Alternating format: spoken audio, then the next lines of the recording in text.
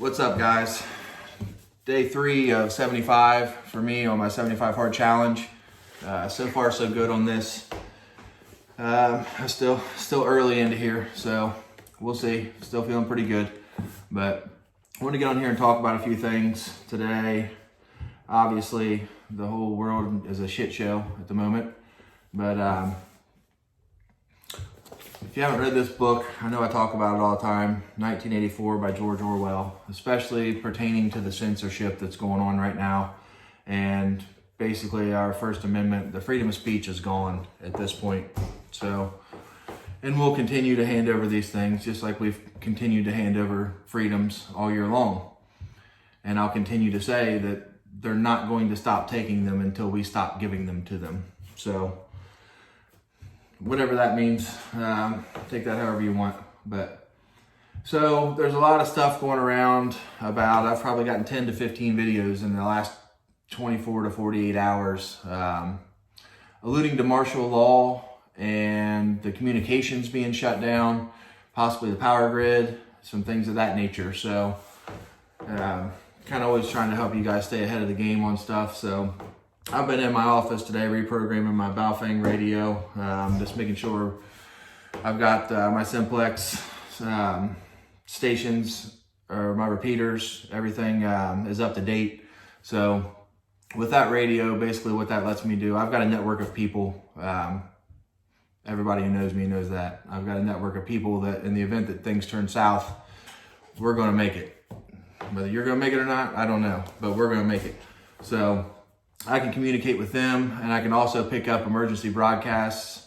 So that's one of the other things going around, that Trump is going to be communicating on the emergency broadcast system since he's been censored on every social media platform.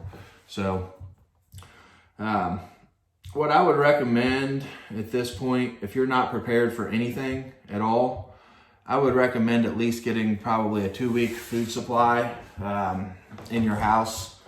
Not because the military is going to be patrolling the streets and telling you where you can go and where you can't go, but the minute martial law is declared, if it were declared, you're going to have a rush on every store, and people are going to buy everything. Whether they need it or not, they're going to buy it. So you're not going to be able to get anything, kind of like the toilet paper crisis. But in this situation, it's probably going to be, there's not going to be anything on the shelves. So I would recommend at least having that. Now myself personally, the way that I do my inventory on that, I buy shit that I eat. I don't buy a bunch of random stuff, or I don't buy fad items that I see on Facebook videos and survival this and survival that. I buy shit that I eat because I cycle it out. I use it, I replace it, and I just make sure that I have enough to get us through, to get me to a point where we're either going to survive, or I'm going to scroll my Facebook feed. I'm going to find all the anti-Second Amendment people, and then I'm going to come take all your shit, and you're not going to do anything about it. So that's kind of how I perceive survival. But how you want to do it, if you want to just continue going through the motions like things aren't happening right now, you're kind of starting to see the squeeze. You know, I always refer to socialism as like a boa constrictor. It wraps around you, and then it's just a slow squeeze that just keeps on squeezing until eventually you do something about it or you die.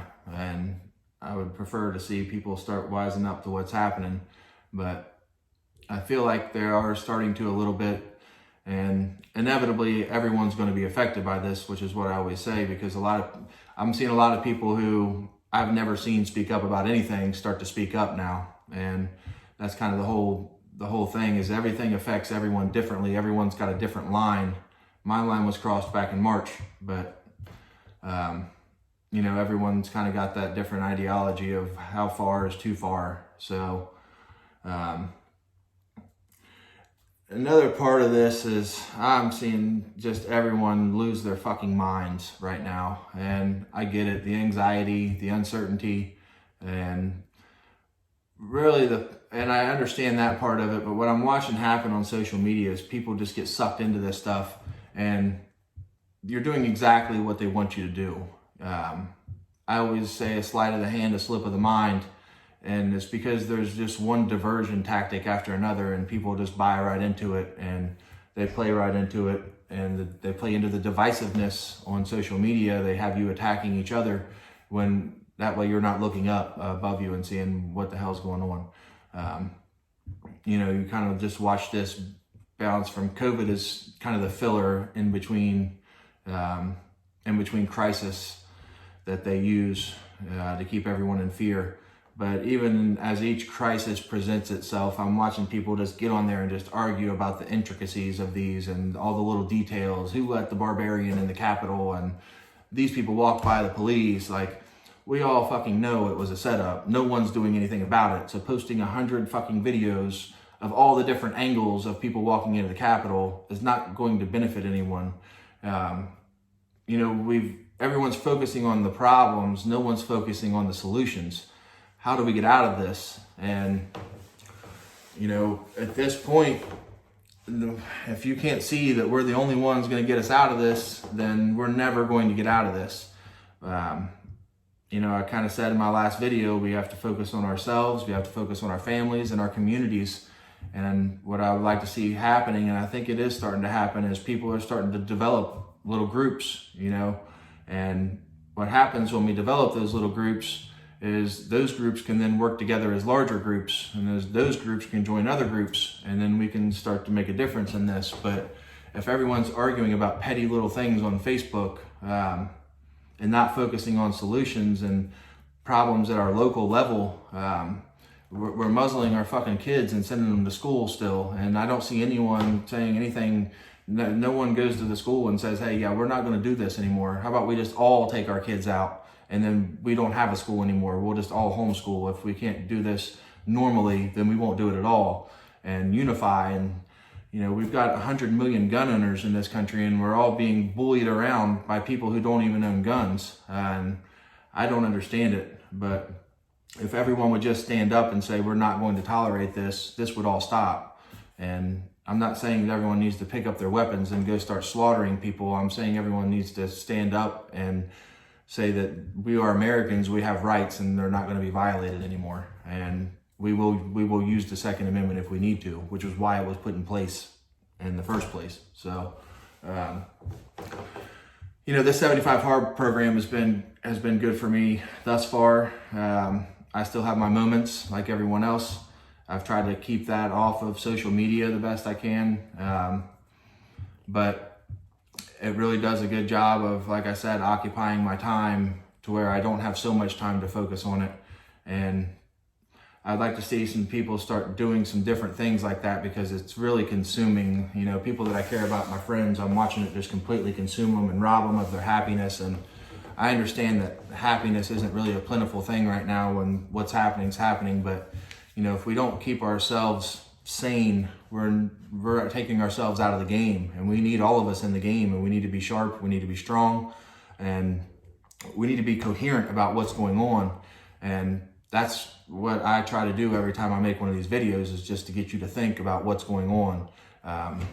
Staying left of bang. I talked about that book the other day, Staying Left of Bang, Not Right of Bang.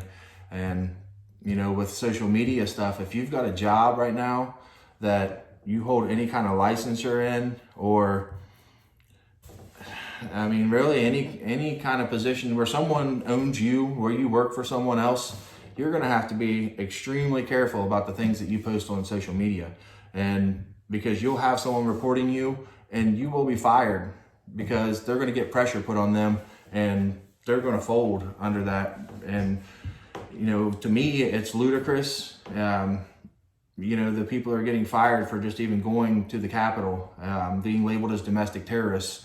If you've got Trump stuff on your Facebook, on your social media, anything politically controversial, and someone that finds that offensive, that's going to become a fireable offense because of what we've let them control the culture now. Now they have the power. So this is what's going to get shoved down our throats.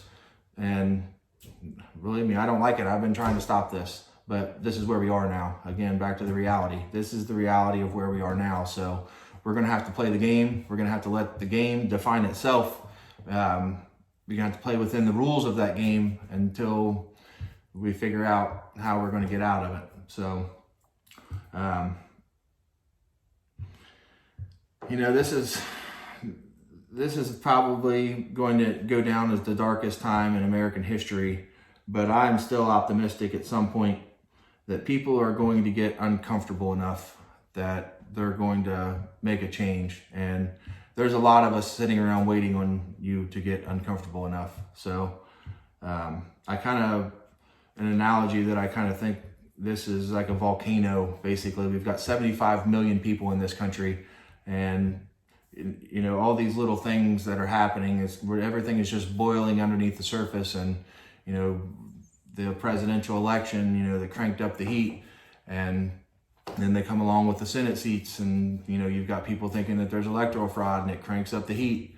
The Nashville bombing, people think that there was a drone strike, and there's all kinds of different stories surrounding that, and cranks up the heat. Now we've got the Capitol stuff. We're being labeled as domestic terrorists because we support the Constitution, and it cranks up the heat.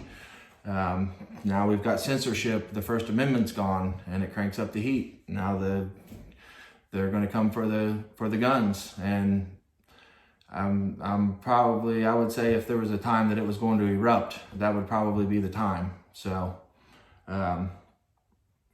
again, you know, my advice is just is to try to keep your mind right in this, and be there for your wives, your husbands, for your kids, because we're getting consumed by this, and you know, we're sitting on our phones all night long just looking for the next thing that we can argue about, or looking for the next thing that's going to validate our opinions on this stuff. And you know, take some time away from that and make sure you're holding it down for your family and doing your man shit or your woman shit, and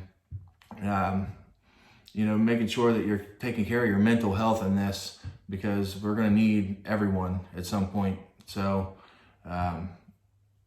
you know, just get prepared and do what you can do, and we'll get through this. This is just the beginning, and I know it seems really, really bad. It seems really dark, and it seems like we're not going to get out of it, but we've been in some dark spots before, and we found our way out. So there's still people in this country that are willing to do whatever it takes to make that happen.